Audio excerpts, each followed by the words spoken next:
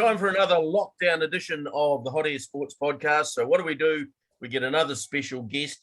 There's me, Macca, my good mate Mahona, and another good mate of ours, Jason Pine. G'day, Piney. How are you, mate? Kia ora, boys. Great to be here. Yeah, look, I had a lot on today. I did have to move a few things, sideways and to tomorrow and on to next week, but managed to do it. No, it's pretty quiet around here, so great to have something to do and to join you. Great to see your smiling face. So since we last had you on around April, I think it was, you've been in a job, out of a job, and back into another one. So tell us a bit about what's been going on. Yeah, no, I think you're right. The last time I spoke to you, I think I had either just started or was about to start a new role at SENZ, new radio station that has now launched around the country, a sports radio network. And yeah, when I spoke to you last, I was really excited about the project. And after a short time in the role, it just kind of occurred to me that perhaps I wasn't the right fit for them and they for me. And, I went to them and we discussed things and initially it was decided that I might move out of what was a management role into an on-air role.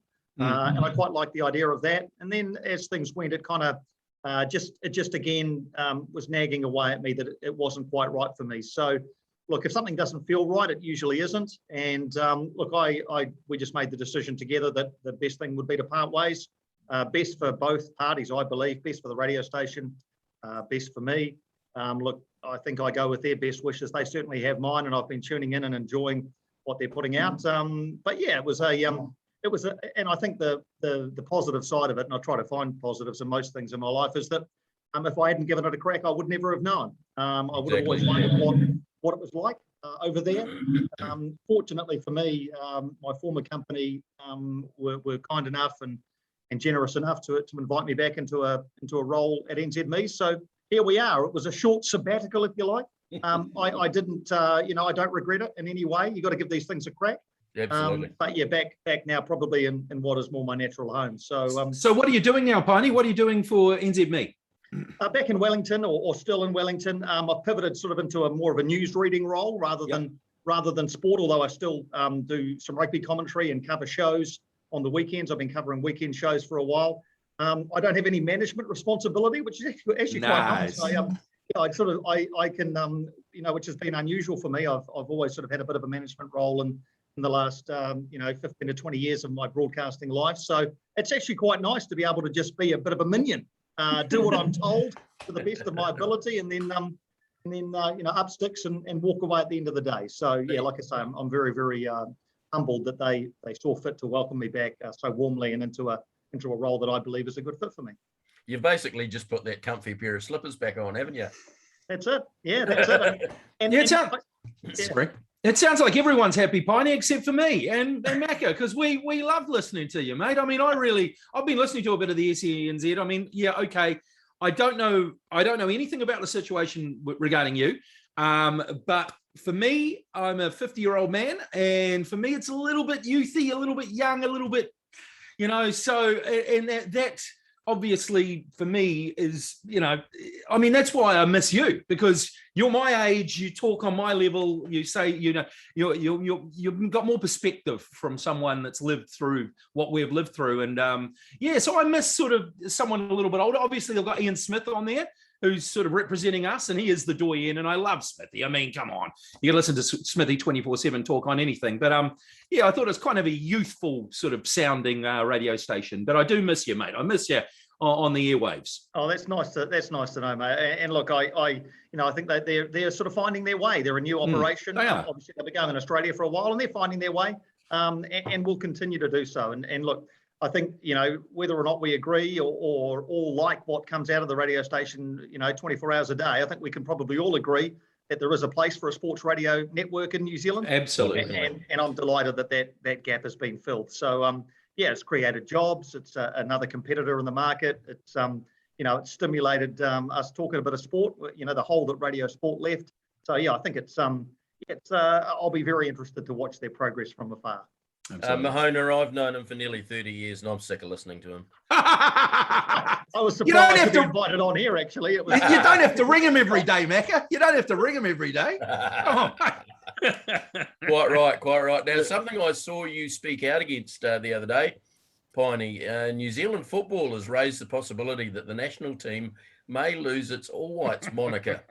Is this PC gone crazy or a sign of the times? And I noticed New Zealand's best ever player, a Māori with Ngāti Porou roots, Winton Rufer, believes the name should remain. Is New Zealand football on the right track? Well, I mean, I think they're on the right track in examining their organisation, which is something that they decided that they would do off the back of, the external investigation into New Zealand football, after the departure of the previous chief executive and the head of high performance, and a lot of issues that came out of that. So, look, I think they're right to have some self-examination, and I wonder whether what's happened here is that the emotive issue of the All Whites name has kind of been pushed into the forefront because it's easy to get outraged by and easy to be picked up as an issue that everybody can kind of have an opinion on. Look, my personal view is that they don't need to change the name. I think I've said to a lot of people, and I'm preaching to the converted here, I'm sure, with everybody who's watching and listening, is that they're called the All Whites because they've got white shirts. It's as simple as that. The Boston Red Sox have red socks, and while some have said, well, they get the odd raised eyebrow overseas when they say, I support the All Whites. As soon as you explain to somebody that, actually it's because they wear white shirts, everybody gets it very much in the same way that they understand why the All Blacks are called the All Blacks. The All Blacks, I think I probably got myself into a bit of a tiz about it earlier in the week. I've calmed down a little bit now. My now, I hope, more reasoned view is that I'm glad they're examining their diversity and inclusion mantras, but I don't think they need to change the name of the All Whites. What about you, Ian? You're the one that brought it up. 100% agree with Piney. Just it's the colour of the kit we wear, and that's it. That's it. Simple. Nothing to do with race. Nothing to do with anything else. I mean, people that don't know about the All Blacks wonder about, why are they called the All Blacks? Well, because they wear all black. And it's a very, very simple answer for anybody that questions it. If you're offended by the name All Whites or All Blacks, I'm sorry. Hard luck. I would have thought having a name like All Whites, and you get someone asking you, what is the team, the All Blacks? Surely that enables you to enter a discussion about what the team is and who we are and what it represents. So that just is a door open to tell everyone, to educate everyone. I mean, look, if you're going to take it this far, we might as well just cancel the colours black and white. I mean, let's just cancel the colours. No more black and whites represented anywhere. Let's just no more black and white chessboards. Let's just cancel black and white. Come on. Let's not take offence where there shouldn't be any taken. It's just. I mean, I'm sorry. How many times do we say PC gone wrong? But this is really getting to it. I take what you're saying, Piney. I completely understand that they need.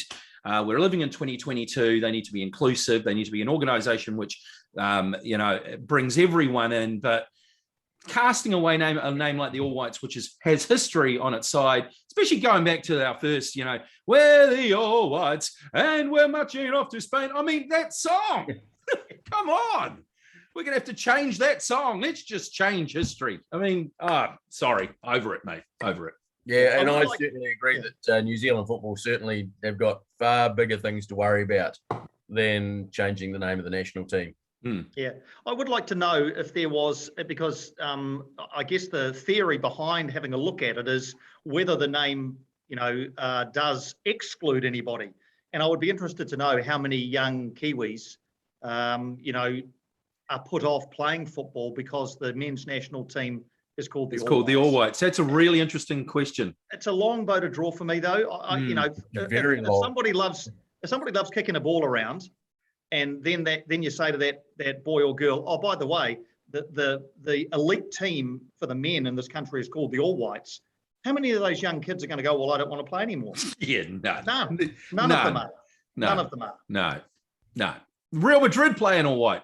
No, anyway, whatever. Yeah. Move on. Carrying on the football theme, some of the most powerful clubs in England have thrown their weight around again and are not releasing players for international duty where games are being played in red list countries, with Liverpool saying they're not going to release Egypt's Mo Salah in the Brazilian trio of Alisson, Fabinho and Firmino. Man City have said no to Edison and Gabriel Jesus, with Chelsea declining to release Thiago Silva, Everton Richarlison and Fred from Man United. They should release Fred. They should release Fred, definitely. Yeah. Well, they can have Fred, but it's an argument that's been seen in other sports. Who's right here? Look, I mean, I think we're dealing with a world now where it's really hard to distinguish right from wrong, and to say unequivocally that either the clubs are right or that FIFA are right. I see FIFA have issued a reasonably strongly worded statement asking those clubs to reconsider for the good of the global game. Look, I mean, even pre-COVID, clubs were loath to let their international players go anyway, weren't they? Yeah. Often a mystery hamstring strain would appear just ahead of a FIFA window, and such a player wouldn't be released. We all know how the clubs feel about international football. I think they see it as a bit of a necessary evil, really, and they'll always have the fallback that they pay the players' wages, and therefore, they're the ones who get to make the ultimate decision around this. It's a shame because I know for a lot of players, playing international football is important to them, but then again, they do have to probably listen to their employer. It would be great to think that there was some sort of way around this, but if playing football for your country means going to a red-listed country and then having to suffer the consequences of that through quarantine or whatever when you get back, and be of no use to your employer, and also maybe have an impact on your own career, then I think it's probably the right decision. And we've seen it before in rugby too, haven't we? Of course. Not so prevalent lately, but certainly English clubs in the past, when it comes to autumn tours, teams coming down to New Zealand and Australia. Often we've seen the England C side and the French B side come down, haven't we? Yep. I think the problem maybe in football, though, is that there's just too many internationals. They have friendlies, they have conference leagues, they have, there's just too many. And there's just not enough room. I mean, look, the Premier League's just started up and we've got an international window starting. It's like, I don't know. And now they're expanding the World Cup. I just think there's too many internationals, especially in Europe and South America. And South America is just too far to fly after those players, especially when South America's been gripped by COVID. I mean, I just think you have to look sensibly. I think COVID has obviously given the big clubs an actual genuine excuse to sort of do the thing that they probably always wanted to do, which is hold back their players. So it's probably, there probably is a genuine concern for the players' safety, but I think it's also given them a convenient out to sort of say, well, we don't want to send them here for safety reasons, but, they've got them for the Premier League or the Serie A or whatever. So I'm wondering if there's any players involved in these situations that would probably far rather just stay and play for their club anyway. I mean, we've seen it in certainly in rugby league.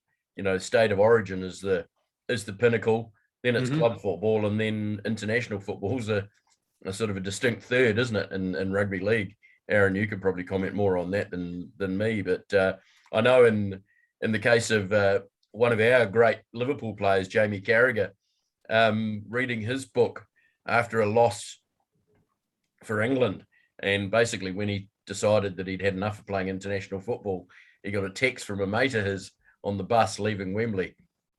Bugger it, it's only England. Yeah. I think that's how most people in Liverpool feel. And you look at Joel Matip, he's recently declined to play for Cameroon again. He hasn't played for them for 6 years, so he's obviously happy enough. And if you're earning the sort of money that these footballers earn, let's be honest. I mean, if you're playing for Egypt or Cameroon or something, really, what's the highlight? Making a World Cup? You're never going to be a World Cup winner, are you? So, yeah, fair enough if you're playing for Brazil, but if you're playing for one of those minor nations, I mean, I'd probably feel differently if it was a New Zealander, but yeah. Anyway, away from, we'll talk a bit more about football as we go through the show. Aaron, tell me about this new West Coast hero. Okay, mate, tell me about him. West Coast has given their country a new sporting hero, Paul Cole. I don't know whether you've heard of this guy. He won the prestigious British Open squash. That's right, a New Zealander winning a squash title for the first time since, was it Dame Susan Devoy? She was the last one to win a big title like that. She won 7 of them, didn't she? And Leilani Reid, she won 1.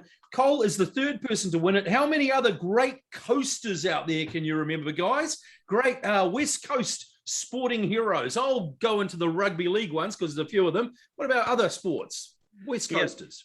There are a couple actually, but just before we get onto that, but this is an amazing achievement by Paul Cole. Absolutely. He's been toiling away, and I mean, squash at the top level of the men's game is just awash with wonderful Egyptian players, including the 2 players who Cole beat in the semis and the final, Mohamed El Shorbagi in the semi and Ali Farag in the final. His record against those 2 players was, I mean, Farag, he'd played him 13 times before for 1 win. That's the day after beating El Shorbagi, who had only beaten twice in 11 previous encounters. Wow. So it's an amazing achievement. And he is, he's a genuine Kiwi. You know, you watch him and, you know, he's everything we love about our sports people, determined, nuggety, you know, a little bit vulnerable. And this is wonderful. For me, I mean, I'll make a prediction. He will be a Supreme Hellberg winner before the end of his career. I really rate Paul Cole. As far as the West Coast is concerned, I spent some time in Nelson, and Reefton's favourite son, Phil Jones, the basketballer, was obviously a huge name, not just in Nelson, but you know, around the basketball country and the world, really. So Phil Jones, I'll give you. And I also know that the lawn bowler, Phil Scogland, grew up on the West Coast. Right. Might even still live there. So I've got a couple of coasters for you. What do you got, Goose? The only one I can think of off the top of my head was that great rugby player, Marty Banks. He was he's a good coaster. Started out his career on the West Coast and then, of course, made a name for himself in Southland and Otago. Still knocking around rugby fields and a great media personality as well. Yeah, they're special sorts from the coast, aren't they? They're salt-of-the-earth types, and they love you visiting the West Coast as well. Oh, they do. Mate, it's a great place to visit if you've never been there. Of course, Canterbury, West Coast and Canterbury representative Brett Stewart. He was a hard-hitting prop for the rugby league fraternity in the mid-1980s, and he represented Parramatta as well later on. And who else? Who else have I got on here? Oh, of course. A guy who only died a couple of years ago, another hard man. And they're always, these guys have produced, how many guys from the West Coast? I think they've produced like something like 30 guys that have played for the Kiwis.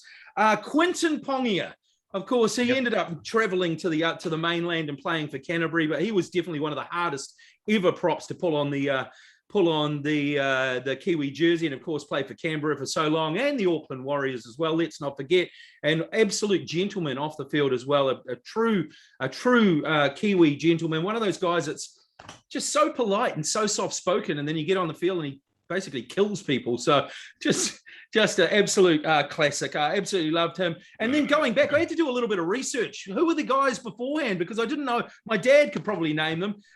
Glenn Gibb was the last one in 1985. And apparently 3 West Coasters in the 60s all played for the Kiwis at the same time. Graham Kennedy, John Hibbs, and another guy called Tony Cole. Funnily enough, I do wonder whether he's related. He is, actually. He's an uncle or grandfather. There you go. They keep it in the family down there too. So obviously, once you're from there, you're always from there. Yep. It doesn't matter where you live. You're always from the coast. Not just players as well, but great administrators come out of there. Absolutely. One I can remember of course, is the great All Black manager, John Sturgeon, who is still going strong down the coast there. Yeah, he was a West Coast coal miner, I think, John Sturgeon. Was, the other one I know, if we want to move into officials, the great Fred Goodall was a West Coaster. So really? Another one who he lives in Wellington now, has done for quite some time, but Fred Goodall grew up on the West Coast as well. Cool. There we go. Good, cool. There you go. Some great coasters there. Following the saturation of 12 live Olympic channels, plus the TVNZ coverage of the Paralympics being given enough respect, with just one channel, TVNZ Duke, showing the games. In Rio 5 years ago, New Zealand captured 9 golds, 5 silvers, and 7 bronze for a haul of 21 medals, their second largest return since New York in 1984, and tied for the most golds in Atlanta in 1996. Are the media showing Paralympics enough respect? Well, I'll jump it here. I don't think the TV channel is. No way. You compare it to, as you say, the Olympics, where we were just spoilt for choice. I mean, I loved Tokyo, the Olympic Games, being able to just surf through and become an expert on archery and handball and fencing. Yeah, fencing. Oh, yeah, but I know my eppies from my sabres. I don't have to worry about that.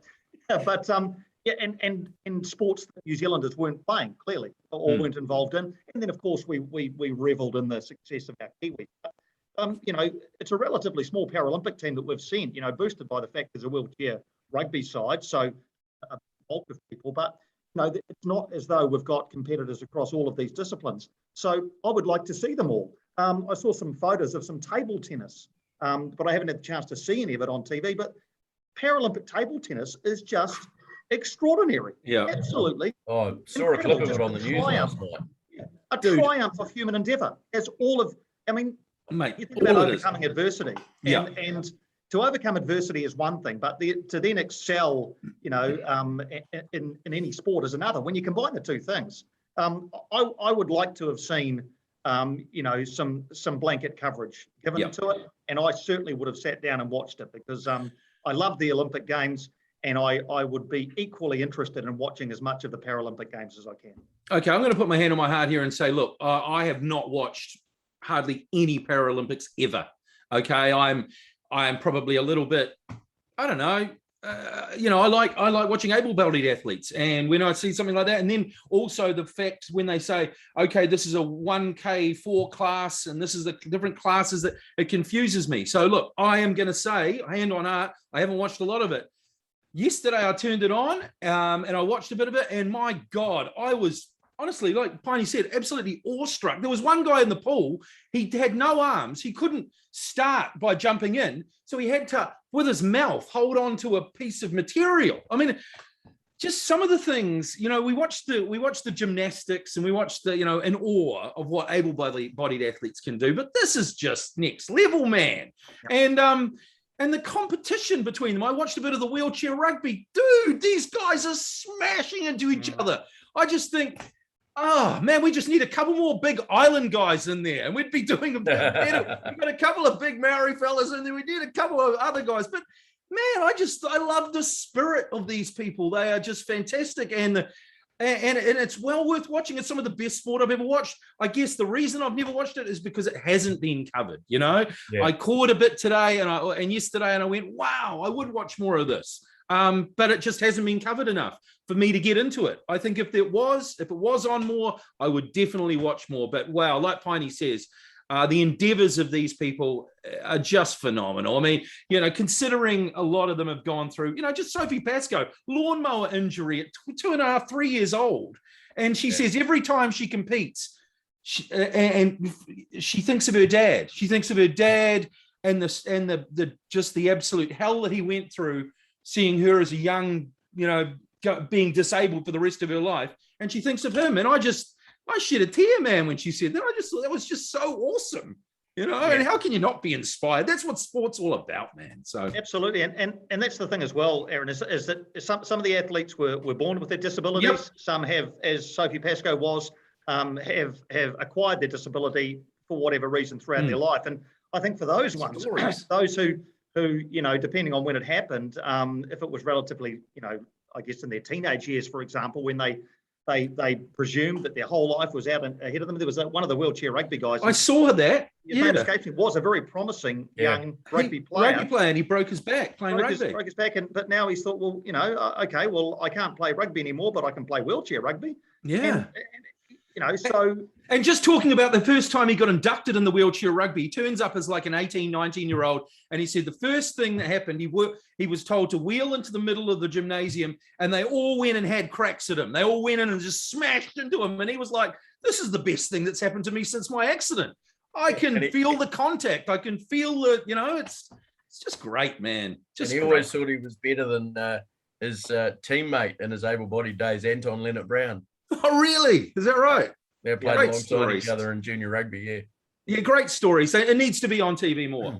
short story. It does. Needs Quite to be right, built. quite right. Keeping the rugby thing going, is Rugby Australia and New Zealand Rugby seem to have put their differences aside to agree a new Super Rugby format. Sources with knowledge of the discussions told the Sydney Morning Herald the competition will revert to a format similar to the one used before COVID-19. Each of the 12 franchises will face each other once before playing 3 additional round-robin matches. After a 14-game regular season, top 8 will progress to knockout quarterfinals. Why can't they just have one round of teams playing? What's with the extra games? Why? What? It must be a broadcast thing, right? They must have to deliver X number of games to the broadcaster. You're right. I mean, it seems obvious. Let's just confuse everybody again. Why don't they, if they need 3 extra games, why don't they just play each other 12 times and then have an extra round in the semi-finals? Have like I don't know.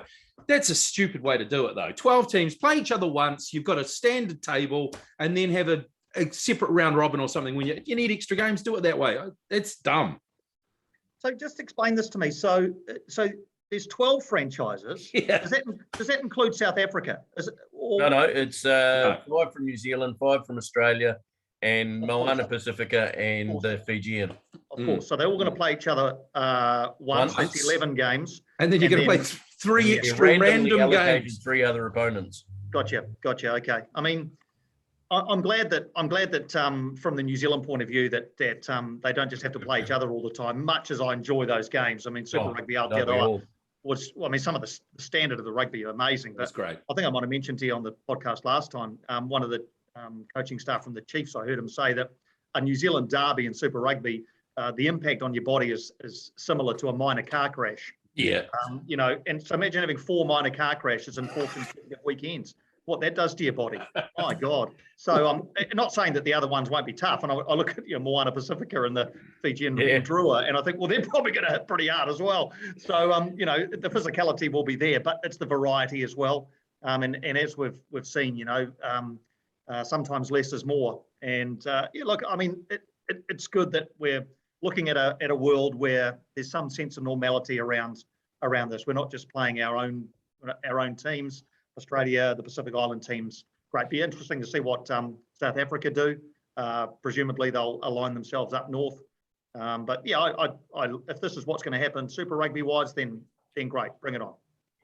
Yeah, it annoys me a little. I mean, I'm a real traditionalist when it comes to sport, as I know both of you are. And you watch the Premier League, and you same format every year. You watch the NFL, MLB, NBA, same format every year. And Australian cricket, there's going to be a Boxing Day test, and there'll be a test in Brisbane in November, and there's things change, Goose. Things change. Get with the times, mate. It's 2022. Every year, rugby just seems to be the sport that's decided many years ago that we need to keep changing to keep up with different changes. So we're going to change. Yeah. I mean, the NPC, how many different versions of the NPC have we had since it first came along? What do you not like the crossovers and the fact that you could be a championship side and then you're a premiership side? Divisions and conferences. Bonnie. Keep it simple. I mean, honestly, keep it simple. Play each other once. And every team football have done it as well. With it also makes it back to the old Super Club format. It makes it fairer. It makes it fairer across the. If each team is playing 3 extra teams and they're just random teams. Oh, look, the Fiji Drua, they were in the running for the semi-finals, and randomly they've chosen the Crusaders, the Blues, and the Chiefs to play for their 3 games. Oh my God, they're out of the semi-finals. Sorry, it's just not fair. It's not fair. Yeah. So football's got it right in most places. If you look at the Premier League, or absolutely, you play every other team at home and you play every other team away, and that's it. There's no knockout phase. There's no round robin at the end of it, or any playoffs or McIntyre system or whatever. You just play home and away, and whoever's got the most points at the end gets the big cup. Absolutely. Keep it simple. Quite right. Shall we go to football? West Ham early leaders in the Premier League on goal difference, but a clash looming this weekend as fellow unbeaten sides, our glorious Liverpool and Spartak Chelsea meet at Anfield this weekend. How's that one going to go, Piney? Well, I mean, I know what I want to happen. I'd love Liverpool to win the game. Chelsea have been good, though, haven't they? You know, and under Thomas Tuchel, they've, you know, much as Chelsea adored Frank Lampard as a player, and I'm sure the fans wanted him to be successful as a manager. You know, he was just shown to be a little bit out of his depth when it came to that. Thomas Tuchel's come in and made, well, first thing he's done is made Chelsea very, very hard to beat.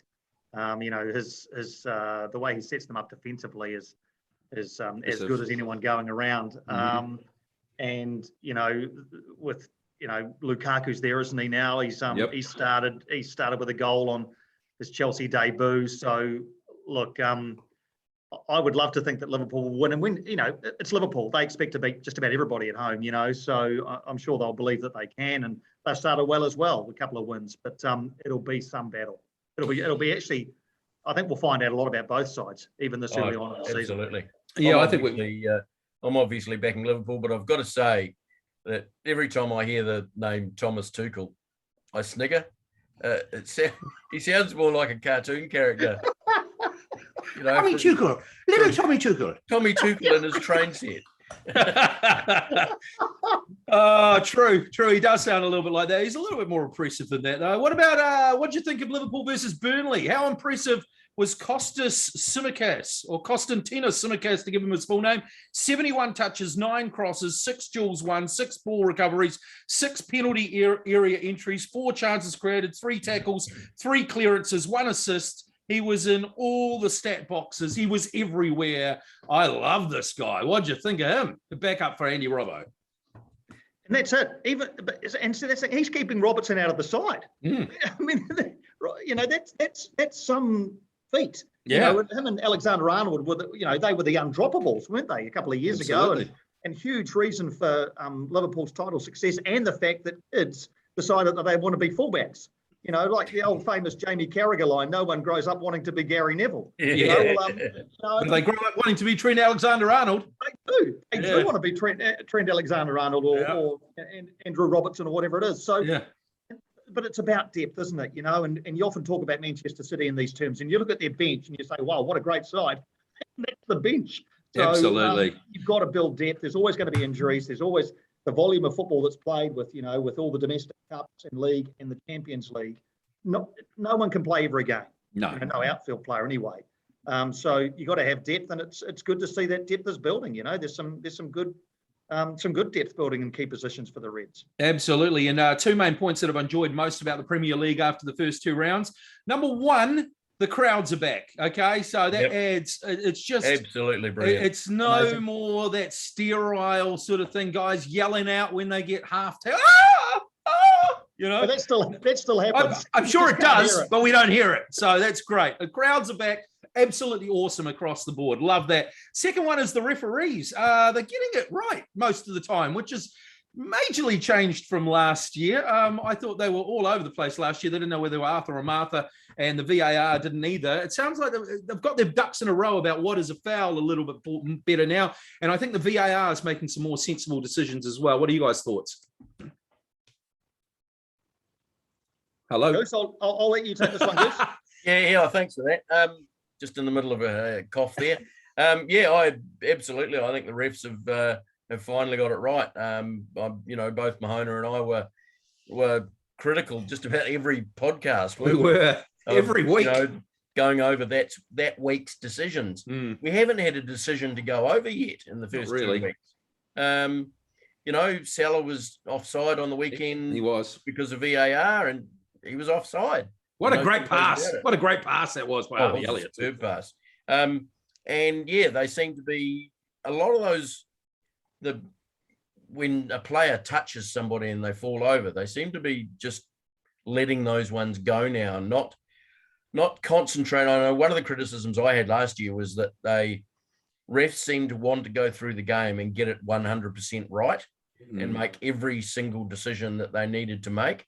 This year, they've obviously been told to just relax a wee bit more and just let the game flow, and those small minor challenges will slowly drift out of the game if they're not going to get blown up, which we saw at Euros, didn't we? Towards the end of the tournament, those minor challenges, players were just getting up and getting on with it.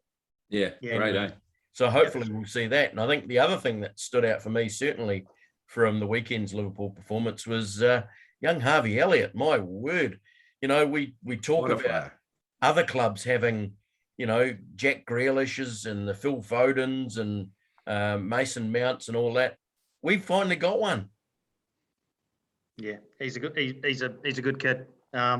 He's a really good kid. Be interesting to chart his progress. And I think, I know we're going to get on to kind of top 4 predictions, shortly, but I believe that there is a race for the title. Much as it seems as though Manchester City, are just, absolutely flush with options. I'm glad they haven't picked up Harry Kane, because that would have, really pushed them, I think, beyond the reach of anybody else. But I think there is a genuine 4-team race for the title, which is something we haven't really had in the last few seasons. And as you say, Goose, so, young players coming through, every club's supporters love that. Everyone loves a homegrown kid who watched from the terraces and is now playing for the team. Everybody loves stories like that. Absolutely. Yep. And it's quite a bit still going on in the transfer world, isn't there? Harry Kane confirmed a couple of days ago after saying he wanted away. He did say he wanted it away, didn't he? He did. I think it wasn't in another word. He did actually say that. Now he says, no, I want to do everything I can for this club. I love this club. This is where I want to stay. I never wanted to be anywhere else. Yeah, obviously. Obviously. Yeah, obviously. So Harry Kane's staying at Spurs. Does this mean that Man City are going to go and get, oh God, I hope they don't, go and get Haaland or someone? God, please no. Cristiano Ronaldo. Yeah, that's the rumor, isn't it? Man City have offered Cristiano Ronaldo £230,000, so he's taking a major pay cut there. He probably is. I'm sure he's on about 400 grand at the moment. But they don't want to pay Juventus the transfer fee after missing out on Kane. You think that's a realistic transfer, really? Can you see Ronaldo playing for Pep? I can't actually. I mean, much as Ronaldo is an absolutely magnificent player, I'm not sure that he fits Pep's system. No. Pep's system is very much that high press, and everybody has to, do shuttles. The strikers do shuttles between the defenders. You don't stand up the front. Yeah, try and win the ball high up the pitch. Ronaldo's not going to do shuttles for you. No. Wonderful player. Give him the ball in the penalty area. It's likely to score a goal for you, but he's not going to do that. So that seemed like a very curious. It did, eh? I think probably what happened was that when they missed out on Kane, people said, okay, well, they've got that money, obviously. Who could they get for that money? And there's only 2 or 3 players in the world who are worth that. I honestly cannot see Ronaldo going to City. I think it would be a huge surprise. And then the other big rumour just a couple of days ago was Kylian Mbappe, who's decided, I'm no longer the main man here at PSG. Screw this. I want away. I want to go to Real Madrid. And they're talking about €160 million bid has been turned down by Real Madrid, by PSG to Real Madrid. I suppose PSG don't need the money. They've already got billions, haven't they? But that's a crazy transfer too. Where have Real Madrid got the money? Real Madrid are in debt. They are seriously in debt. Where have they found €160 million? They were crying poverty a couple of weeks ago. Exactly. We don't have any money. We can't buy any players. Yeah, Mbappe would be a better fit at City. True. If we're being honest. Better fit at Liverpool. It'd be better. He'd be a great fit at Liverpool. The thing is with Mbappe, though, let's be honest, he's never going to come to Liverpool because of the wage structure. They haven't re-signed Mo Salah yet. Mo Salah's the last one of those key players to re-sign. When they do re-sign him, he'll probably be on about £250,000 a week. He'll be the top earner at Liverpool. You bring someone like Mbappe in, he'll probably want at least 300, 400 maybe. And if you do that, you bring him in, that'll stuff all the good work up that they've done, getting all these new contracts in place. It's just not doable at Liverpool. It'll have to be a super club. It'll have to be a club owned by an Arab nation, I think, that'll get Mbappe. It's just too much money. Yeah. Whoever gets him, though, I mean, you're talking about some player. Kylian Mbappe could be one of the best players in the world for the next decade. He is some player. But do you think his, just recently, I've noticed he's a little bit getting a little bit tempestuous. He's a little bit into himself. He's learning a little bit from Neymar about diving and all that sort of thing. And just the fact that he doesn't want to play with Messi, to me, it's a little bit tempestuous, a little bit, I used to love him. When he first burst onto the scene for Monaco, he would just seem like didn't have a care in the world. Now it seems like there's so many cares. He just cares about himself and everyone else. I don't know. He didn't have a good Euros. No, he didn't. Who would ever say that sentence? I don't want to play with Messi. I know. Who would ever utter? Which footballer It's would ever crazy. utter that completely ridiculous phrase? I don't want to play with Messi. I understand there are egos involved here. I totally get that. But I think, well, depending, if he stays or if he ends up somewhere else, like I say, he's just frighteningly good. Kylian Mbappe. Yeah. I mean, I couldn't play in the same team as Messi. No. They couldn't afford your wages good. Oh, you couldn't have two guys that good looking in the same team. Let's be honest. You couldn't do that.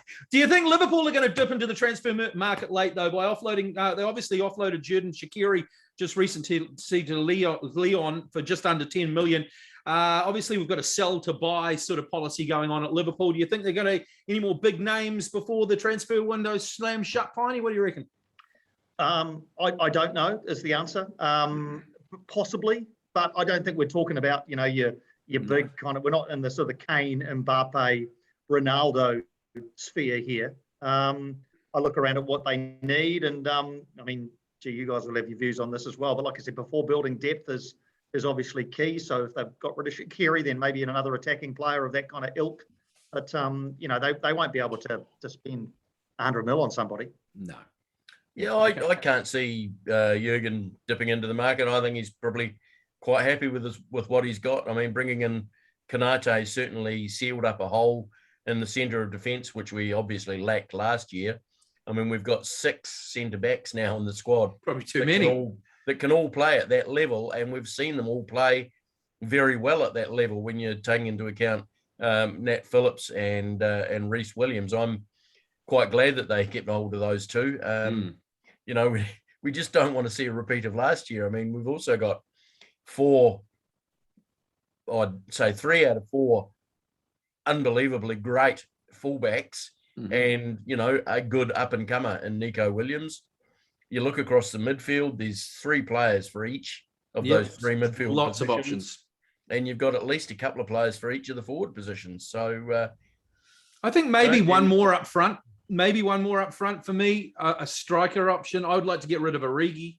He just hasn't done much for us recently. I'd like to get in someone, but I don't know who. That's he's just got to, and I think that's Klopp's thing, okay, we need a player in, he needs to be slightly better, but we've got Origi, so can we sell him at the moment? No, we can't get the money we want for him, so we'll hold on to him and we can't get anything better. So I think that's what we do. And to be fair, I love the way that we do things at Liverpool. I love the way we sell to buy. It's sort of more of a marketplace-driven thing. It'd still be nice if we won a Premier League, but when we've been bought by a mega-rich oil sheik, we just had billions of dollars and go out and buy all the good players and win. But it's actually quite nice that we develop players, that Klopp buys Andrew Robertson from Hull and develops into a world-class player. And I like that. I think that's a better way to go about it. So, Now, as you both know, I love my tradition in sport, and Burnley manager Sean Dyche has a wee soft spot in my heart after last week setting out his lineup against Liverpool, and the numbers 1 to 11 were on the park. How good! First time since 1980 something, wasn't it? 1998. 1998. There you go. That was crazy. That was crazy, and they were all in the right order too. So the right back was position. 2. Yeah, the left back was 3. Yeah, exactly. Yeah, that was great. Good old Dicey. Now he did stop short of rolling out the old 2-3-5 formation, which I thought was yeah. Well, that was also good too. Was it a 4-4-2? Yeah. We used to play the old 2-3-5 as kids and wonder why we're always outnumbered at the back. Quite right. Now, the only thing I think we've got left to see, although actually I think Burnley might have done this a couple of seasons ago, was put out an all-English lineup. Yeah, they did. Yeah, they did a few. They might have had one Irishman. How dare they? But yeah, it was. I'm pretty sure it was definitely an all British lineup, which we see very rare in the Premier League. I mean, some sides you're lucky if you see an Englishman. Yeah. Anyway, Piney, Mahona and myself we ran through the one. We actually did 1 to 20 last week, but we won't put you through that. So our final fours. My final top 4 was Liverpool winning, Chelsea 2nd, City 3rd, and United 4th. What was yours, Mahona? City, Chelsea, Liverpool, United. I did have City up there because I thought they were going to get Kane. So, yeah. But I'll still pick City. City, Chelsea, Liverpool, Man United. What about you, Tiny? Who have you got? Yeah, I've got the same top four as you guys, just in a slightly different order. Obviously, I think we've all got the same top four, haven't we? I've got City winning it. I just think they've got riches beyond compare when it comes to their playing resources. When you can leave the kinds of players they can on the bench, it says something about you. And while Pep still covets that Champions League, and will, I'm sure, do everything in his power to win that, I still think they're an absolute force to be reckoned with in the league. So I've got them winning it. I've got Chelsea second. I've got Manchester United pipping us, actually. I've got Man U third and Liverpool fourth. So slightly different. Why do you think United will beat us? I don't know. It's just a feeling I have more than anything. It's not based on anything. I don't line the two rosters up and think, well, they were obviously far superior in that area and slightly better than us here. I just everybody's got to go somewhere. One main reason I wouldn't put them ahead of us is because of the manager. I just don't think Ollie's. You look at the top four managers. I think the three. You got Tuchel, you got Klopp, and you got Pep, and those they're the three best managers in the league. And I just think Ollie's anywhere near it. And I think you compare the squads. Liverpool, Man United are fairly similar, but I'd always have Klopp above Ollie. So that was why I would have him. That's a really good point. You're right. You can often look and say, okay, which of the other three, who would take Ole Gunnar Solskjaer as their boss? And none of them would, whereas United would take any of the other three. Probably. Yeah, fair enough. I've actually, I didn't explain it last week, but I've got Liverpool winning because they've got great squad depth now. I mean, you could put out virtually a second 11, and I still think they'd beat 50% of the sides in the Premier League. Having Virgil van Dijk back is just it's like having a brand new player back in the side. And the same with Joel Matip. I think those two are the best centre-back pairing in the competition. Just honestly, can I just take you on that? Some of that Virgil van Dijk, I mean, I know he's at the back. And last year they were like, the problems are at the front. But what he did for our front players those last two games, by pinging those diagonal balls, we can drop. So we can play so much higher. Now we can just play a completely different style of game. And he's the only centre back that I've seen that can pass that accurately. He just changes the way we play. So absolutely, mate. Virgil van Dijk is a game changer for Liverpool at the front and the back. Yeah, not just the back. Oh, he changes our style of play. Absolutely. Completely. And just having our midfielders back in midfield is going to make such a difference too. I can see us doing what we did 2 years ago, to be quite honest. I mean, I know I'm a Liverpool fan, but just seeing those guys and working under Klopp and just seeing, how much they look as though they're enjoying their football on the park. I mean, it's only Norwich and Burnley, but everybody seemed to be having a great time out there. And you watch clips on YouTube of them at training, and they're all, because the group's been together for so long. And I think some of our best transfer business this off-season has been our re-signings. And if we can tie down Henderson and Mo Salah, I think it'd be our greatest off-season ever. Absolutely. In the transfer market, just purely because we haven't done anything. And then you've got someone like Naby Keita, who has never really performed for Liverpool, and he's just he was just playing out of his skin during preseason, and the first couple of games he's looked good too. I mean, he could be like a new signing too. Completely agree with you, Goose. I hope you're right. Yep, and I purely think City missing out on Kane is a big blow. That is a massive blow. Never rated Gabriel Jesus as a centre forward. I know Pep probably prefers to play without a number 9 that we like to call it. I know Kane would have played if he'd signed him, but and I just think they might be starting to get a bit stale. Nice. Okay, well, mate, let's just give this a week, and you could be on a whole different track after we get thrashed 4-0 by Chelsea. But anyway, let's go to our relegated teams. Who did you have, Macca? Relegated. Crystal Palace in 18th, Southampton in 19th, and sorry, Norwich, I've got you finishing bolt last again. It's probably not a bad call after their first 2 results, but they've had a tough start though, mate. They've got us, and they've got Liverpool at the Carabao Cup as well. I know. For me, I had Crystal Palace, Burnley, and Southampton, just because I'm sick of the same old teams going up and down. So I chose 3 teams that didn't go down, going down. So, Piney, who are your 3 that you think are going to be relegated? Well, I think Norwich are dead cert to go down. I mean, I know it's only 2 games in, but I can't see them surviving the season. Okay. I think Newcastle are in trouble. I really think that they might be in trouble. And oddly enough, because the fans are back. Usually fans lift a team, but Newcastle fans hate it when their team aren't playing well. And for large parts of last season, they didn't play very well. The fan base doesn't really like Steve Bruce. That's an understatement. Yeah, I actually can't see him lasting the season, and I think this is the year that Newcastle drop out.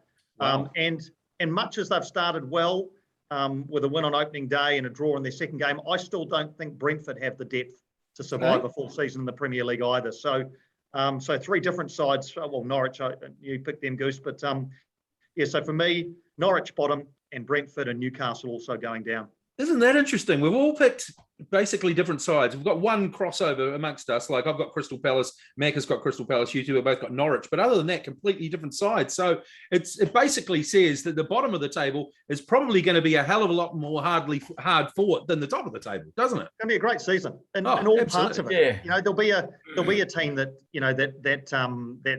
pushes for the top 6. There'll be a team, always a team who you don't expect to get dragged into trouble. Gets dragged into trouble. Newcastle, I can't expect. I think that might be them this season. Yeah, so that and the battle for those mid-table spots. I know it doesn't mean anything, but the likes of your Evertons and your West Hams and teams like that who always want to try and beat one another. How will Spurs go this season is a huge question. Massive. Leicester City. None of us had Leicester City in our top 4, much as they have been very, very good the last couple of years. I'll be 5th again. Yeah, I think you're probably right. And it's all of a sudden, I mean, Arsenal, what does the season hold for Arsenal? I mean, they were relegation. They're in the relegation spots at the moment. I know. They're winning the Carabao Cup, which was a confidence booster for them. But what do we foresee for Arsenal? There's so many layers to the season. Not much different from last year. No, I just think Mikel Arteta's out of his depth. I think he's a good coach. I don't think he's a good manager. I think he'll be gone. He's another one of those guys. So I think he'll be gone by Christmas. And the irony is they've spent the most money in the transfer window. Yeah, and they've strengthened in areas they didn't need to strengthen. And once again, they're perhaps the worst transfer spenders of all. They buy in positions. They built Pepe 2 years ago for £78 million. It's like you've already got wingers. So they've got who's that young guy? The young fellow up number 10 with the double-barreled name. He's very handy. He looks fantastic, and then they go and buy that guy from Real Madrid who plays in the same position. They've just Ødegaard had been there on loan last year. So what though? I agree. Yeah. It's just you buy the same guy. You're buying the same player. You need some. I don't know. Anyway, who cares? It's Arsenal. Well, exactly. Yeah. No, I think they'll struggle to make top half. Oh, absolutely. I agree. And who's your top scorer? I've gone for Romelu Lukaku. And I've gone for Salah. I was thinking if Kane was playing for City, I'd have Kane, but I'm going for Salah. Who's your top scorer, Piney? Yeah, I've got Kane actually, and that was before I knew he was staying. I assumed he would stay. He's been, Tottenham's main man, not just the goals but with assists. Crucially, he takes penalties as well. Yeah, true. So I've got Harry Kane as the golden boot again. Okay, 3 different golden boots. Oh, well, I've stored those in my phone, so we'll get you back at the end of the season and tell you how badly you did. Good. Now, big news coming out of Europe this morning is the Champions League draw. Oh, yeah. Saw this. The group stage. Man City are in a tough group. They've got PSG, Leipzig and Club Brugge. Man United have got what looks on paper to be an easier group, but I don't think it'll be as easy as it looks with Villarreal, Atalanta and Young Boys. Always worry about the name of that team. Young Boys! Chelsea have got Juventus, Zenit St. Petersburg, and Malmo. And beloved Liverpool appear to be in a bit of a group of death. This is a beast of a group, isn't it? Atletico Madrid, Porto, and AC Milan. I mean, at least AC Milan, we know they're not the AC Milan of the 90s and early 2000s, thank God, but they won't be easy. That is the group of death. I mean, if you hover above this draw, that's the group of death. That's the one when you can't really say with any real confidence who the top two will be. It'd be some cracking games as a result. Yeah. Because often what happens in the group stages is, your top two emerge fairly early on, and then the last couple of games can often be a bit meaningless because teams can't get high enough to make the knockout rounds and other teams know they're safe. So in that group, there's no doubt that every game will be absolutely crucial. There's some really good matchups, between, even though teams like Man City and PSG will go through from Group A, but I'll enjoy watching them play one another twice. Yeah. Same with Bayern Munich and Barcelona in Group E. They'll go through ahead of Benfica and Dinamo Kiev, I would imagine. But a couple of cracking games to watch. And Chelsea Juve, the same. They would expect to progress ahead of Zenit St. Petersburg and Malmo. But I'll really enjoy watching Tommy Tuchel and the Toy Town team up against Juve. So there's quite a bit to enjoy. Yep. Another good one. Absolutely. Another good one in there is Inter Milan and Real Madrid. Yes. Oh, yeah. Yeah. So it's. By the way, where are Sheriff from? Does anybody know where Sheriff? Tiraspol. Where are they from? Absolutely no idea. No, This town ain't big enough for the two of us. that's what it sounds like. The guy's going to come in slinging guns and try and win points that way. He's a real sharpshooter. He's just from outside Louisville, Kentucky. You're not from around these here parts, are you, Piney? Brilliant. For me, the Liverpool group, it looks really interesting. Porto, we've got Marco Grujic playing for Porto now, so that'll be interesting. A bit of a homecoming for him coming to play us. So Atletico, we owe them. Just before lockdown, of course, we had that horrible loss to them in the Champions League in the knockout stages. And will Luis Suarez bring his famous munches to the game? So that'll be interesting seeing Atletico back. And AC Milan, I don't think they've ever played at Anfield. I don't think they have. So that'll be really, really interesting. I know we've played them in the knockout stages in the final, but I don't think, I may be wrong. I may be completely wrong, but I'm pretty sure they've never played at Anfield. So that's going to be cool too. Yeah. So, great. I mean, you want us to play some sort of teams in the knockout rounds. I mean, in the group rounds, it's better to play these sort of teams anyway. It means every match is exciting. Just done a quick search. Yep. Sheriff Tiraspol from that great western town of Moldova. Moldova. Wow. Home of vampires. I wonder whether. So, that's who's going there. That's Inter Milan, Real Madrid, and Shakhtar Donetsk. Oh wow, there's a bit of travelling in that. That group, is a ticky tour. That pool. Yeah. That is there's some air miles to be clocked up there. Moldova to quite right. Shakhtar. Wow. Now, before we move away from football, I'd like to talk to you, Piney, about the Phoenix, but also before we get on to the Phoenix, young Matt Garbutt signed for Torino just a couple of days ago. Yeah, this is a really cool signing for Matt Garbutt. It's a good story too. He's out of the Ole Football Academy in Porirua, just north of Wellington, same place that Ryan Thomas, Callum McCoward, Eli Just, Marko Stamenic, Nando Peinecker, Tyler Boyd, they all went through there. It's a proud football academy that continues to produce top players.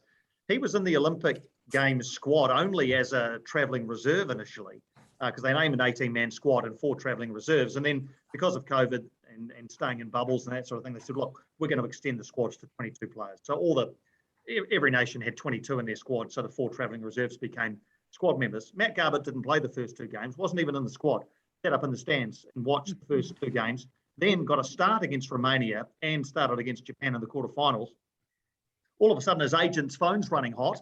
He's had offers from Premier League clubs and from Torino in Serie A. So he's it's a whirlwind few months for him.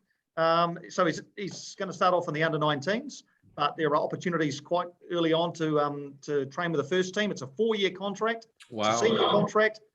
first Kiwi to, could be the first Kiwi to play in Serie A. So, this is a really, really cool story. You just never know where your opportunity is going to come from, do you? You just never know. That's just fantastic. I mean, you just take your opportunity when you get it. That should just be a life lesson for any young footballer out there looking for an opportunity. That's absolutely amazing. That's a great story. Another one that's had a bit of news around him with offers from different clubs is Joe Bell.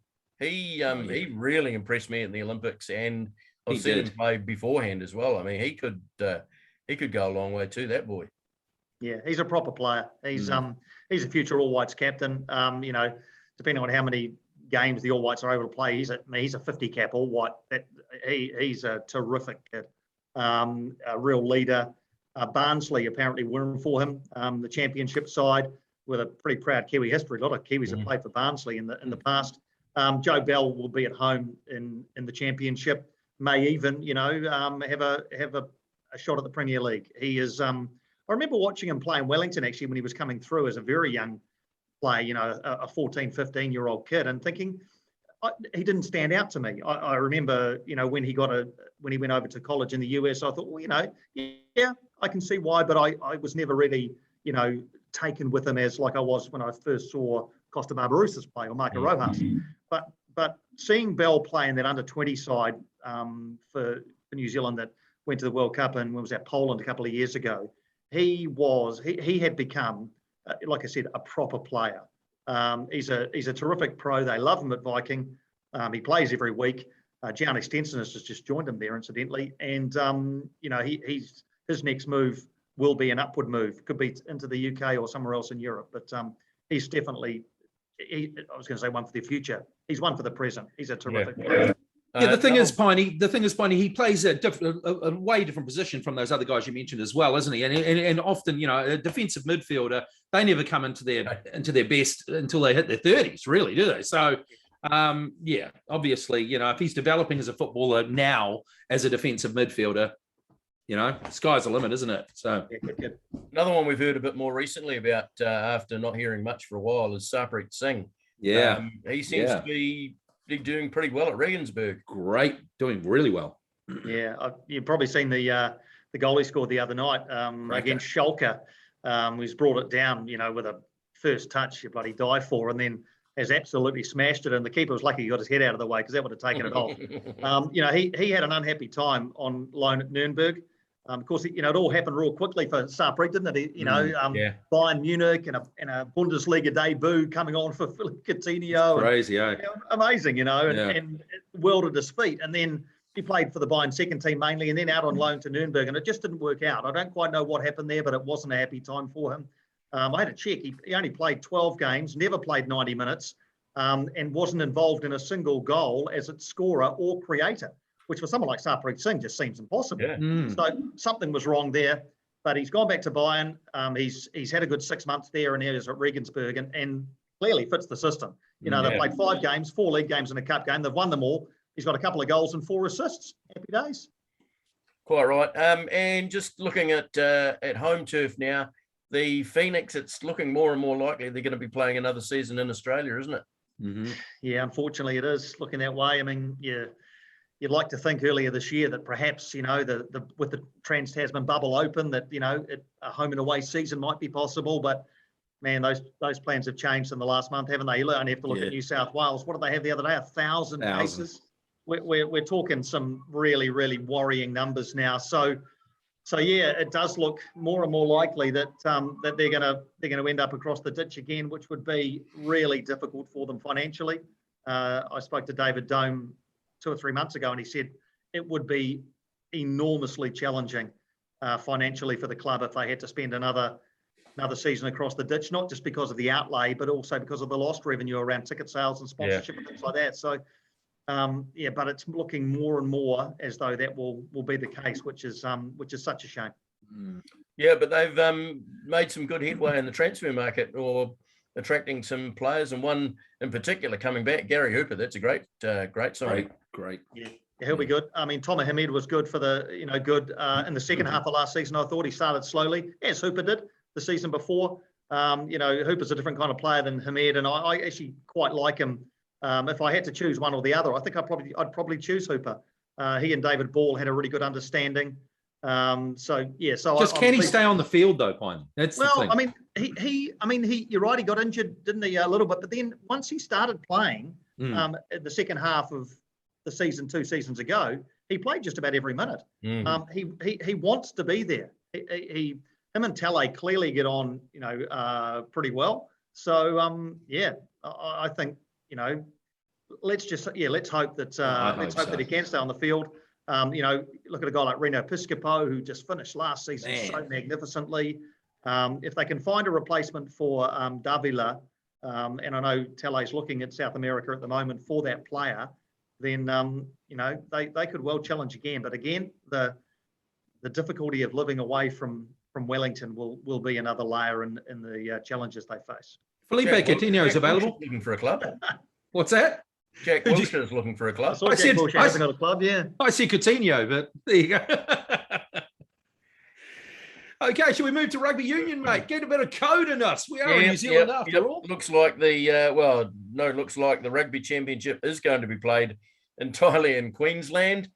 Australians beat us again with games in Brisbane, Townsville and the Gold Coast. Bledisloe 3 is going to be played in Perth next weekend. Looks like it's going to be played on Sunday because the AFL clubs that rule the roost over there wouldn't let them play. Well, they wanted to play themselves on the Saturday. Okay. So much for Rugby Australia saying a few weeks ago that no uncertain terms were they able to move or cancel the fixture in Perth. So liar, pants on fire.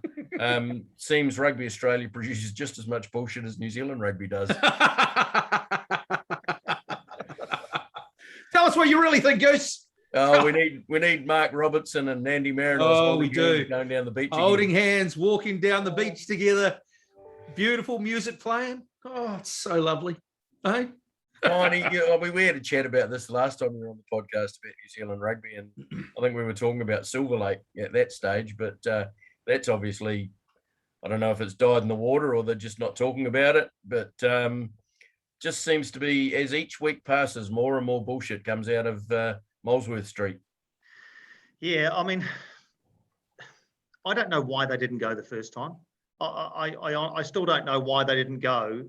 And even though it's, as it turns out, this weekend, the weekend of the 4th and 5th is available, I don't see any good reason why they didn't go. Well, a couple of times. After the second test at Eden Park, Australia went straight to Perth. They hopped on a plane and went straight to Perth. Mm-hmm. They wanted the All Blacks to go then.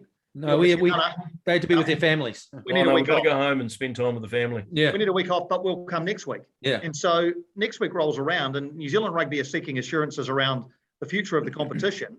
And when they haven't been able to get those, and let's remember, they're asking for certainty in a very uncertain COVID world. Exactly. When they weren't able to get those, they said, "We're not coming this time either." So now we're at the third time of asking. This is remember. Against a Wallabies team that made all sorts of concessions to come over here, play 2 games, as I say, then go straight to Perth, 2 games at Eden Park where they never win. So they're basically giving us the Bledisloe Cup again. Yep. Just to keep the competition going, and then off they, and then New Zealand Rugby can't reciprocate. I'm pleased they are going. They've obviously, we've got the certainty around the Rugby Championship now, Goose, as you're saying, that we'll be playing these games all in Queensland across 2 or 3 different venues. But like I say, I just think it was very unrealistic of New Zealand Rugby to look for that certainty when we don't know from one day to the next whether we're going to have to wear a mask when we go out or not. Exactly. That's the world we now live in. So asking for any kind of certainty I think was, well, first of all, it was misguided, and I thought it was a bit rich actually. I can't say anything else really. I mean, you've covered it all off. I mean, they just don't seem to think outside the box. They just sort of think, oh, we're just going to keep doing our thing, and we are the All Blacks, and we can do whatever we want. It just seems arrogant to me. I don't want to say it, but it seems that way. Well, you're not the first to have said it, because we had Guy Havel on the show last week. We did. And he said that very same thing. He said New Zealand Rugby and the All Blacks have got a very arrogant attitude towards anything else and everything else that goes on. We talked previously when there was tests against Fiji and Tonga in Auckland, and the All Blacks would just give you 15 minutes. and that's it. Once 15 minutes is up, they're up and gone. Yep. And Aaron, I know you had the same problems with trying to get a promotion going at Sky City. Oh, gee. And Guy was just saying last week how frustrating it is for the media when, that's it. Once your 15 minutes is up, see you later. Yeah, it's hard to, You just think, look, New Zealand's largest sporting entertainment business, and they just seem to cater for no one other than themselves. I mean, they've got so many stakeholders that have so much invested, and they just seem to think they can just point their nose in one direction and do that, and everyone else has to just follow along. And just, to me, it's just reeks of arrogance. And I would have thought that the New Zealand Rugby Union would have got over that after the past sort of 10 years or so, where there's been a number of problems. Now we've got a new CEO, and it just seems like we're just going in the same direction, maybe even worse. So I don't know, mate. What can I say? I mean, it's just sad, really. They're running the game in New Zealand, You have dealings with them, Piney, probably on a daily basis, or probably used to, not so much now. But what was your impression? Yeah, I mean, they're a carefully managed machine. Guy's right. They don't, while they provide access, and there's pretty much daily media opportunities. They're not, I know the TV cameras, the TV media have trouble, because you're right. They're allowed to film 15 minutes of a warm up, and that's it. I know that you don't want this footage getting out if they're running their secret moves, but surely there can be greater access than that. But to take it back to the point, I think it's just what happened with the Australian situation and not going to Perth just reinforced the view that I think a lot of people hold now, and that's that New Zealand Rugby care about one thing and one thing only, and that's themselves. Thank you. I think it's enough said, really, isn't it? That sort of covers it off. Yep, quite right. And we've got a few players on Daddy Watch, which means Sam Whitelock, Aaron Smith, and Richie Mo'unga will miss Bledisloe 3 in Perth. They weren't thinking ahead either, were they? No, they weren't. Jeez. As they're expecting. Will this also mean they'll miss the remainder of the Rugby Championship due to being forced into quarantine in Australia? Well, probably. I guess it will, because, we don't know when the babies are due, but let's just say, for argument's sake, that one of them, let's just say, use one as an example, a baby comes this weekend. So you want to be with, your family for at least the first week, I would say. But then, after that, it might be feasible to say, okay, I can come now. So that takes us out to September the 11th, I think it is a Saturday. Sure. Yep. Then if you still have to then spend time in quarantine once you get to Queensland, is that 2 weeks? Is that what we're talking here? If it's 2 weeks, it's 10 days. It's close enough to 2 weeks then. Yeah. So you're in quarantine where you're not really doing anything fitness-wise apart from riding an exercise bike and lifting your jog bed, I guess. Around So I think once, and then you join a team that's already up and running in the Rugby Championship. So it feels to me as though, Sam Whitelock, Richie Mo'unga, and Aaron Smith should just take the Rugby Championship off the table for them. Forget it. Yeah. In the UK. We'll meet you in the Northern Hemisphere for the Northern Hemisphere tour. Yeah, that's what I would have thought as well. Those are 3 big players, though. Those are 3 big players to not have on our side, and especially if we're going to play the box. So I don't know. Big misses. And once again, I mean, obviously, having a kid is a big event in your life. I don't think that they should, not be at the birth of their children. But it's an interesting one, isn't it? I mean, I think they should just take like we said, we've just done the sums. I don't see what game are they going to be available for? Yeah, you're right though about the players though we're talking about here. Those 3. Yep. Sam Whitelock, Aaron Smith, and I think I can put Richie Mo'unga into this. You certainly can. He's definitely a number 1 first 5'8" at the moment. They are the 3. They're probably the 3 first names that you write down, and then I guess you add Cody Taylor as probably your next one that goes in. I often talk about players who live above a selection line, and that is if they're available, they play. Yep. There's no real, if Sam Whitelock's available to play a game of rugby for the All Blacks, he plays a game of rugby for the All Blacks. Of course he does. Same with Aaron Smith. Absolutely. Much as he's had to fend off, the likes of TJ Perenara and At others. the moment, he's well ahead, though, isn't he? Let's be honest. So you're actually talking our 3, the 3 guys that you write down first. Yeah. It's a challenge for. And you're playing the Springboks. Yeah. Who are the world champions, and they've just killed the Lions. Well, not killed the Lions, but 3 points. They won that. They won that series. They won the series. So, yeah, I mean, that's going to be a real big challenge. I don't think New Zealanders quite understand if we're missing those three key cogs in the All Black machine, it's going to be a tough ask. Yep, quite right. On another note, Ian Foster has been named as All Black coach right through to the 23 World Cup. Is this the right move for New Zealand, or should Scott Robertson have been given the reins? And second part to that question, what now for Razor? More Super Rugby or a coaching sabbatical, perhaps? Hard for New Zealand Rugby to have done anything else, really, I think. Yeah. It would have been really, I mean, much depending on whichever side of the fence you are on, and a lot of people are on the Scott Robertson side. That was a decision they had the chance to make 2 years ago and didn't make. Yeah. So now that we've got to this point, and with everything that's happened with COVID, it would have been pretty rough to throw Ian Foster out now. Yeah. In fact, impossible, I think. So this is the only course of action open to them. There's no way they're going to give him only a year and then reconsider. We work in World Cup cycles here, either half or full cycles. Only decision they could have made, really. What does it mean for Razor? Not sure. He's been unequivocal in his desire to coach the All Blacks.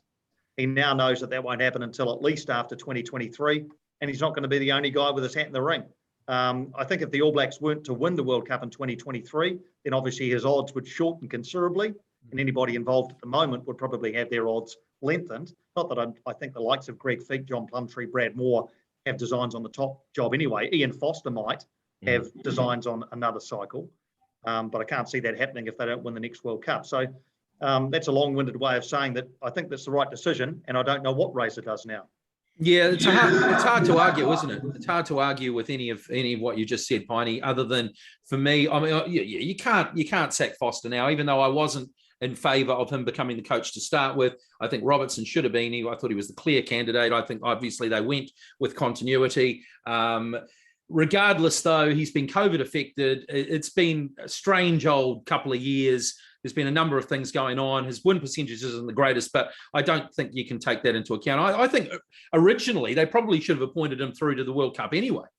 I mean, having a 2-year appointment was sort of like hedging their bets. What were they expecting? The All Blacks to sort of win only 50%? Maybe if they had fallen flat on their, I just couldn't see it. So no, I think it's the only move they could have made. But for me, there's still some big questions in regards to him as All Black coach for me. I tend to agree with most of what Aaron said. I wasn't in favour of Foster being named, although going right back, I thought the whole process was terrible, the way they went about it, and obviously 4 or 5 coaches pulled out of that race even before the race had begun because of the way that New Zealand Rugby did it. But yeah, it'd be bloody hard on Fozzie to say, well, we're just going to wait till the end of this year before we make a decision, and then you're putting not only him on edge, but you're putting Razor on edge as to, am I going to be coaching the Crusaders next year? Let alone the players. And then you got the players who's going to be our coach? These sort of things, as you say, we work in World Cup cycles. Why they didn't just appoint him for 4 years in the beginning is beyond me. I think it was probably maybe just to placate Scott Robertson and Scott Robertson fans, to say, well, there's a chance that maybe in 2 years you could do it. I mean, obviously, if the Crusaders go on and win the next 2 Super Rugby titles, there's only one candidate for the All Black job. But what happens now if Razor still continues to coach the way he's coaching, but the Crusaders suffer a lot of injuries and don't win the Super 12 in the next 2 seasons? Is there going to then be a question mark hanging over his head? It's a difficult position. More questions than answers. Always, Mahona. Always more questions than answers. So, interesting. And I did say at the end, raised the possibility of perhaps a wee sabbatical, that he could go off and coach an English side for a couple of years or a French side. I don't know. But whether that'll happen or not, I don't think would. Anyway, no NPC, obviously, at the moment. The Heartland Championship, they've all been postponed until we get a decision out of the government as to COVID levels. Looking at looking at the cases, I can't see much changing this afternoon. But anyway, for our regular follow, Murray Muffler McAuliffe, we'll begin our selection of our all-time All Black 15 next week, and we'll start that with the backs. So Nice. we've got all your suggestions on your messages to us, so we'll have a Good look on you, at Murray. those, and we'll pick the Hot Air Sports Podcast all-time All Black 15. So we might. I must say, Macca and I through the years have done this numerous times after a few frothy ales, haven't we, Macca? We have. It'll be interesting to see how different the sides end up after when we do it completely sober. So we might even get Piney to write down his all-time All Black 15, and we'll that'd be we'll great name that as we go along. That's enough for the code this week. What about that other old school code? The Rugby League. Oh, the Rugby League.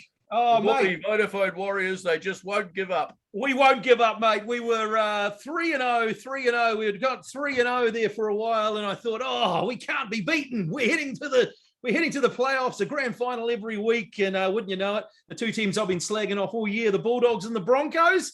I got smacked in the mouth last week, didn't I, by the Broncos? We're beaten 24-22. We scored 5 tries to 4, but Reece Walsh effectively couldn't knock them through the posts. He could only slot 1 from 5. We're down to the Broncos 24-22. Peter Hiku, Ewan Aitken, and Josh Curran were my standout performers for the Warriors on the night. And Curran's consistency of performance from the back row lately is very encouraging looking to next year. So after Roger left early, the club hasn't played a home game in close to 2 years. It looks like our finals push is finally over for 2021.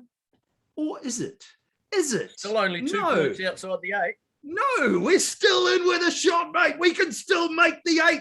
Because last night, Newcastle were in second straight NRL final series after a last-minute Mitchell Pearce field goal, kicked them to a 15-14 win and left Gold Coast hopes of a top 8 return in disarray, which is great for the Warriors. It moves Newcastle 6 points clear of the chasing pack to 7th, securing their second straight finals appearance with 1 round to play. And the defeat was a killer blow for the Gold Coast. It's a boost for us. The Warriors play the Raiders at 8 p.m. tonight. We must win. That's the first thing. We have to win tonight. Cronulla, Canberra, Gold Coast, 2 points ahead of us on 20 points. But we play the Raiders tonight. So obviously that means we could flip-flop with them. And the Titans, we play in the last round. So we could draw equal with either of those teams if we win both those games. And if they lose a game, they could fall down even further. So the Sharks play the Broncos and the Storm. A loss in either of those games would leave them in 8th place to be decided on for and against if the Warriors were to beat the Raiders and the Titans. Got all this will be a test at the end.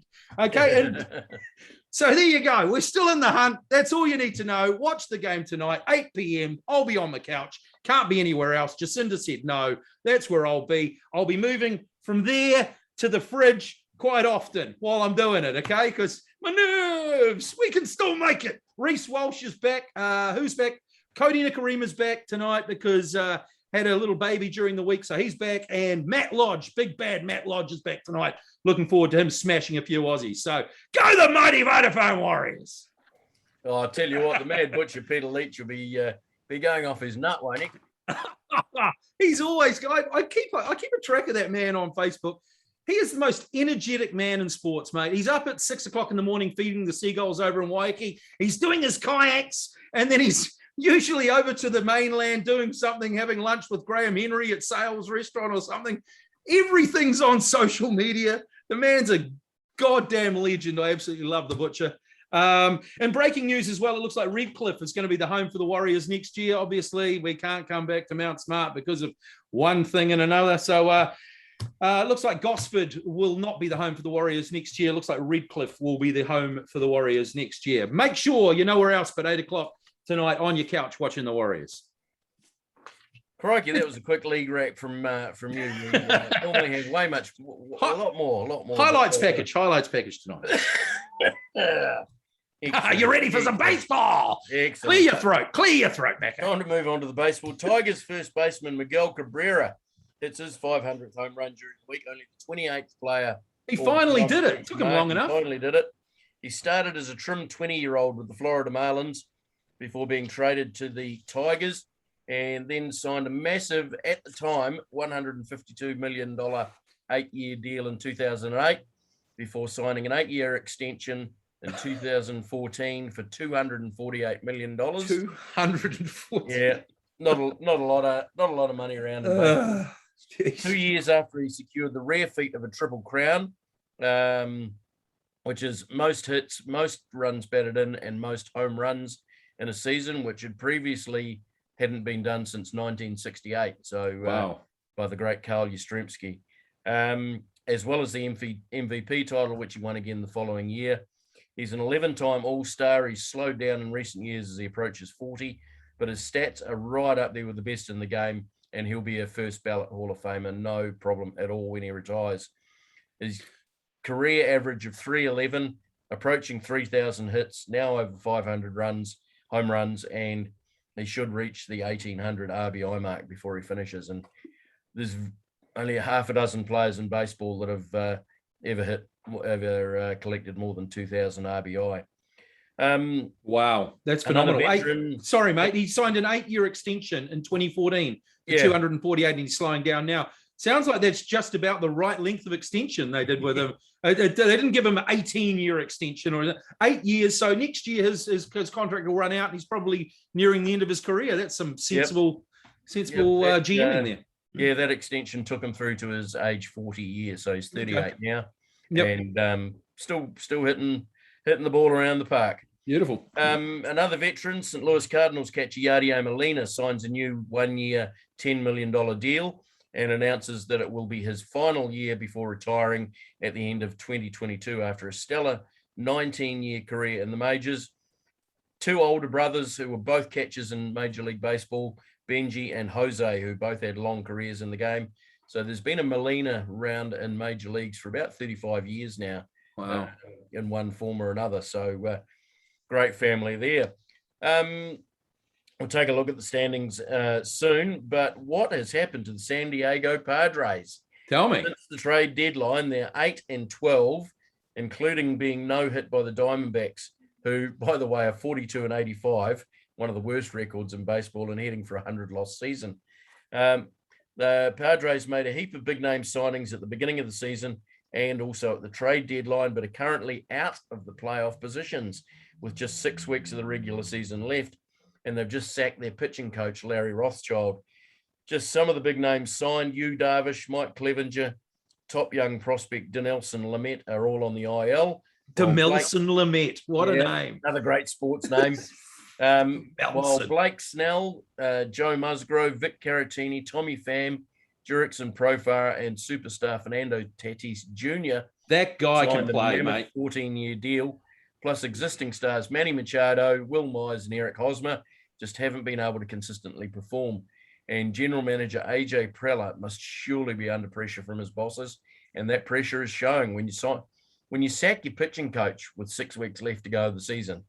It tells you there's not a lot, there's something going on behind the scenes. And Preller has been at the Padres now for probably 12, 13 years and has done this before, signed a heap of stars in an effort to make the playoffs or win the World Series.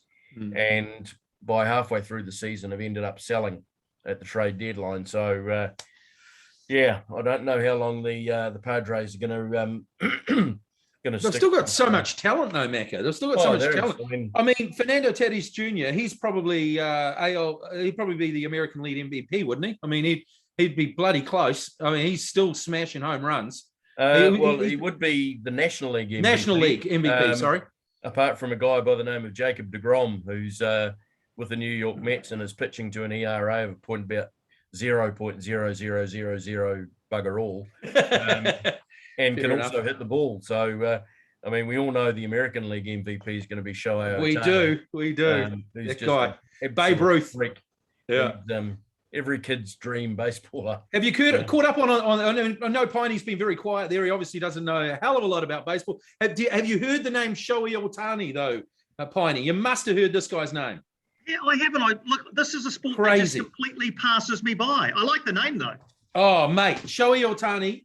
I don't know a hell of a lot about baseball. I watch it occasionally.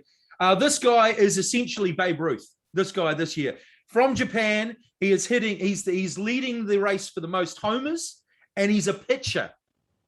So he's hit, how many homers has he hit? Over 40 homers so far this 40 year. home runs, yeah. He's about 6'5", massive dude from Japan. Can't speak any English. He's over there, well, very little English. And he's also one of the best pitchers in MLB. So he's one of the best pitchers, and he hits home runs. He's just amazing story. He's pitched in 19 games with a win-loss record of 8 wins and 1 loss. Just like to say that loss was to the Yankees, of course. His earned run average, which you base over 9 innings work, he's giving up on average 3 runs for every 9 innings. It's phenomenal. 127 strikeouts, and just his hitting, as Aaron said, he's hit 40 home runs. Yeah, and just the way he plays the game, Piney, it's like without a care in the world, he just sort of it's just ridiculous. He's making the game look so easy and stupidly easy. It's like you're a man playing with boys. If you get a chance today, just Google his name and it's everywhere. Actually, really cool story. Guy Havelt last week was telling us when he turned up in Japan for the Olympics, no one wanted to talk Olympics. Everyone was talking Shohei Ohtani, honestly. Biggest story in Japan. So there you go. How are the MLB standings looking though, Macca? Give us an update. Pretty good at the moment. Since the trade deadline, you're going to hate listening to this, but the New York Yankees have got the best record in baseball since the trade deadline. 19 wins and 3 losses on a run of 11 straight wins at the moment. Amazing what money will do. Eh? Oakland Athletics this afternoon. And at the other end of the table, Baltimore Orioles are on a 2-20 run. Just yesterday broke a run of 19 straight losses by beating the Angels 10-6. So Shohei wasn't pitching then. No, he wasn't. Tampa Bay still lead the American League East by 4.5 games over the Yankees. Boston have now slipped to 3 games behind the Yankees. At the trade deadline, Boston were 10.5 games ahead of the Yankees. I know. So they've turned around 13-game turnaround. Yeah, thanks for reminding me. You're welcome. Cheers. In the Central, Chicago White Sox 9.5 games ahead of Cleveland. In the West, cheating Houston Astros 5 games ahead of Oakland. In the wild card standings, New York and Boston hold the wild card places at the moment. In the National League, in the East, Atlanta hold a 5-game lead over the Phillies. In the Central, Milwaukee, 8.5-game lead over Cincinnati. And in the West, San Francisco continue to lead by 2.5 games over the Dodgers. In the wild card standings, we've got the Dodgers and Cincinnati sitting healthy in the wild card standings. They are 1.5 games ahead of San Diego. So that's our baseball wrap. And what about the Kiwis over there, mate? How are they going? We'll get to the Kiwis in a minute, but we're going to have to bid a farewell to our fair guest, Mr. Pine, and his lovely shirt. His time is up, and he's got to go and read some news or prepare some news or do something like that. Somebody might have fallen over. He's got to go and help. But thanks again, Piney. Thanks, buddy. Back, at some stage soon and talk a bit more to you about football and rugby. And, of course, thanks for your input into our baseball section as well. Yes. I've learned something. I've learned something in the baseball section. Great pleasure to join you guys. Stay safe, stay well. And, look forward to chatting again soon. Back at you, mate. Beautiful. Great talking. Cheers. Take care. Marvellous to have Piney with us again. Always a good man to include in the podcast. And we'll absolutely love Piney. He's got so much insider knowledge in the world of broadcasting, and of course he knows so much about the world of football as well. I do enjoy his commentaries on the football and the Phoenix, etc. Love talking to Piney. So carry on, mate. We're just covering on the Kiwis in America doing their thing. Jason Matthews is continuing his great form. He got his 7th home run of the season the other day, and is currently averaging .350 with 83 hits, 17 doubles, 7 triples, and 53 runs batted in 64 games. So he's going along very nicely for the Great Falls Voyagers in Montana. Love that team name. Ben Thompson's had another solid week with the Augusta Green Jackets in Low A. He's pitched in 25 games so far this season with a 3-1 win-loss record and 53 strikeouts, more than 2 per game played. So it's a great effort. And, of course, Elliot Johnston has finally arrived in the US to begin life as a New York Met. And he'll be pitching in the Florida Complex League against rookie teams from other clubs around the Florida area. Awesome. Kiwis going great, mate, in the baseball there in the US. Other stuff, covering off other stuff before we leave you. Spark Sport is going to show the limited over series between the Black Caps and Bangladesh, which is pretty cool. So that's going to be on Spark Sport rather than Sky Sport. While young batsman Finn Allen has tested positive for COVID. He only turned up there and a couple of days later, he had COVID. I thought they were going to be in a bubble, but obviously not. All his pre-tour tests were negative before he left and arrives over there, and all of a sudden he's positive. Poor guy. Hopefully, wishing him all the best. Australian cricket team has been labelled a bunch of backstabbers by unwanted batsman Usman Khawaja, who claims coach Justin Langer has been unfairly treated by the team, and their poor form is down to them, not the coach. Interesting comments. Khawaja claims his own relationship with Langer is fine after being dropped last year, and added the fact that T20 captain Aaron Finch stopped short of endorsing Langer in a recent interview. So not all is rosy with the Australian cricket team at the moment. Oh, Diddums. Hey? Yeah. Hey, they're having problems with the coach. They need Darren Lehman. They need Buff Lehman back there. Yeah, Buffbacker. Yeah. Where they can start abusing everyone else off the field. And then, I don't know, mate. It's the Australian cricket team. If there wasn't something going, bit of drama amongst the Australian cricket team, and be something wrong, wouldn't there? Shout out to new friends of the show, Fulton Ryan and Dylan Francis. Welcome aboard, fellas. They've liked our page on Facebook, the Hot Air Sports Podcast on Facebook. Of course, last week we brought you a new feature, Hot Air Best Bet of the Week, and it went south after South Sydney. South Sydney couldn't do the business against the Penrith Panthers, but I gave you some good odds. So, this is not just looking for a favourite. We're looking for a bit of a punt here for some good value wages. Macca, you've got it this week. What's your Hot Air Best Bet of the Week? Yep. Despite Piney thinking that Brentford will get relegated this season, I reckon you should get on them to draw or win against Aston Villa over the weekend. Nice. The Bees have started the season with a win and a draw and are paying $3.60 to beat an indifferent Villa, who have started off the season with a win and a loss. And it's even $3.50 to draw at Villa Park, while the hosts are at $1.91 to win at home. So get on any one of those three, and you could at least double your money. Absolutely, mate. Those are good. I like the draw, $3.50. That's good odds for me. $3.50. Love it. I'm going to put some money on that once we're finished here. Good week, bad week. To finish up, good week. Ian Foster, All Blacks coach, reappointed till the end of the next World Cup. Has to be a good week for Mr. Ian Foster. Bad week. Kylian Mbappe, not happy being the main man at PSG, collecting $400K a week. Now Lionel Messi's arrived and he's issued a come get me plea from Real Madrid because I'm not the main man anymore and I want to be the main man. It's not fair. So Kylian Mbappe, what a bad week for poor Mr. Mbappe. Oh. What a player, but what a crybaby. Oh, tell me about it. Yep. And that's just about wrapped it up. You got anything else to say before we leave you for another week, Macca?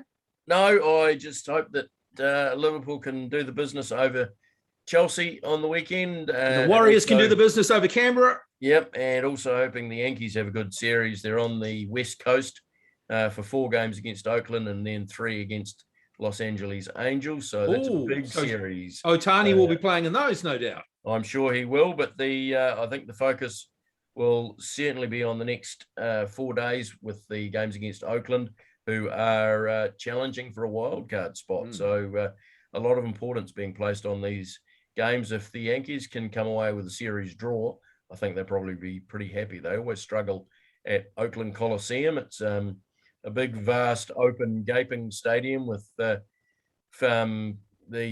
first base and third base foul areas are so massive, you could almost fit a gridiron NFL game on the foul areas. So it also always makes it different. It's just so tough to find the time to watch sport at the moment, though, with so much else going on in our lives, Anyway, make sure you comment, like, subscribe, all that goodness. Make sure you do all that below. Comment. We will make sure we reply, and like our Facebook page. It's a Hot Air Sports Podcast on Facebook, and make sure, of course, you hit that subscribe button so you get us every week. Until then, though, there's another Hot Air Sports Podcast. It's goodbye from me, Mahona, and A goodbye from him. see you later.